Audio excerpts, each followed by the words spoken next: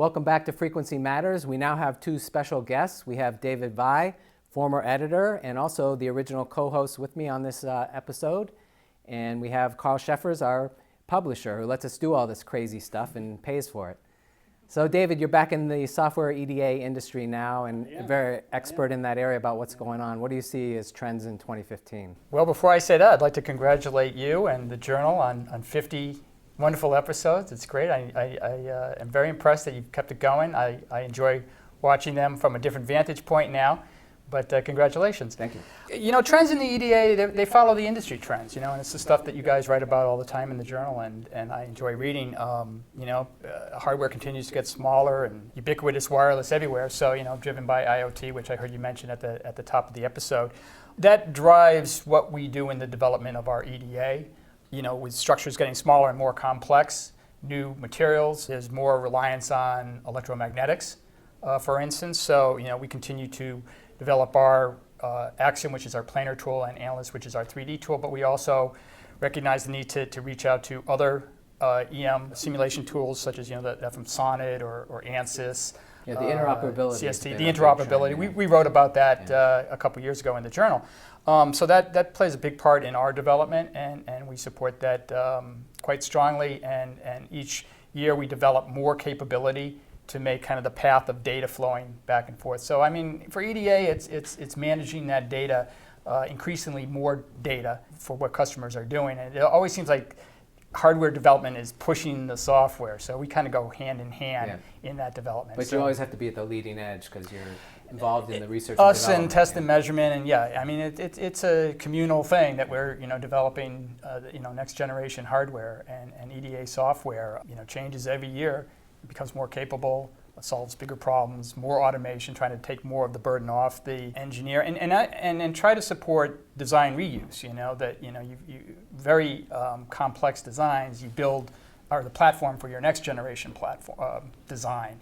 You know, so being able to capitalize on design in the software and build on top of that is a growing thing. You know, I see growing need for, in addition to the EM simulation, system simulation, where people can do quick studies of, you know, behavioral models to, you know, mix and match components and see what the overall impact on the system is. And that's especially true as we see Internet of Things. There are going to be a lot of companies that will maybe have small RF groups within a larger company that we wouldn't associate with microwaves, and they might not have a lot of expertise. So they'll need tools that are intuitive.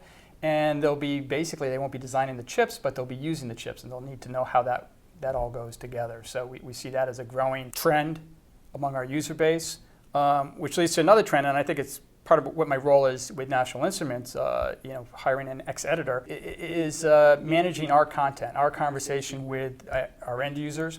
You know, we're taking on the role of educator, you know, in large part. Yeah, kind of what Kristen was talking about, educating the community. Yeah, it's very important.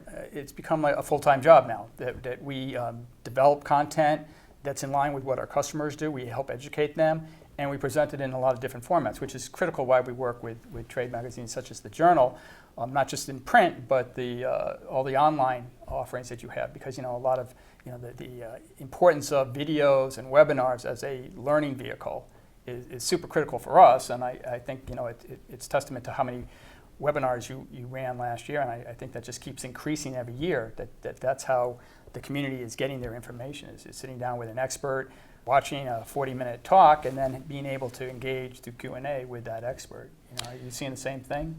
Yeah, and I think video in particular has become a powerful tool in B2B marketing, and just one of the many ways that we can engage and interact with our audience, along with social media and live events and webinars, as Kristen pointed out, and you know, really an important tool, just one of many these days, which makes it pretty exciting. And you know, we actually launched, as you know, a new video platform on our website this year that's got hundreds of educational videos and demos from some of the major trade shows, along with the webinars and this series. So it's been a lot of fun. Yeah, I check it out regularly, and it's very informative. I like the way that it's organized.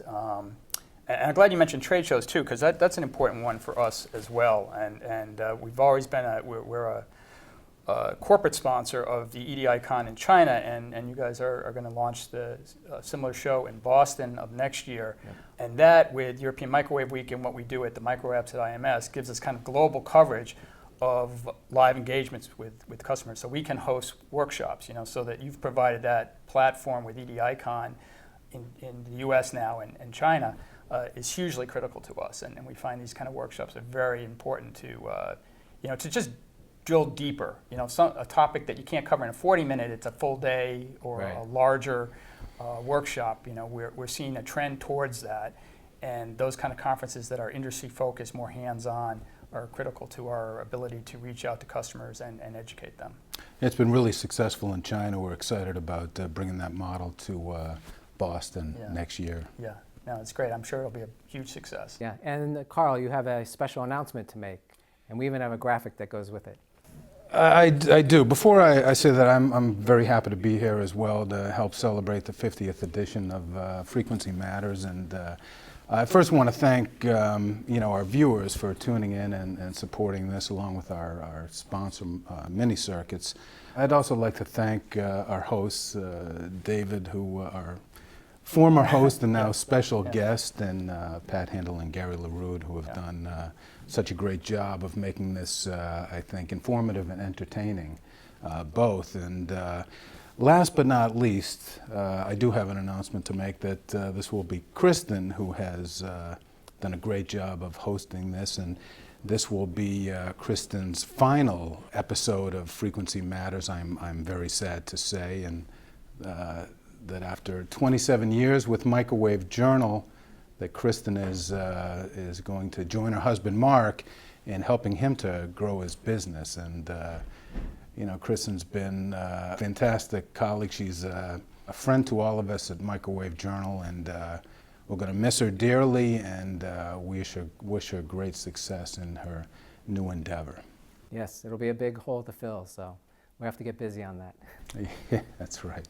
So I'd like to thank our sponsor, Mini Circuits. You can find out more about their products at minicircuits.com. Mini Circuits has been with us since the beginning, and they've signed up again for 2016. But keep in mind, there still is one sponsorship spot open. I hope you'll continue to watch Frequency Matters, and thank you for joining us today.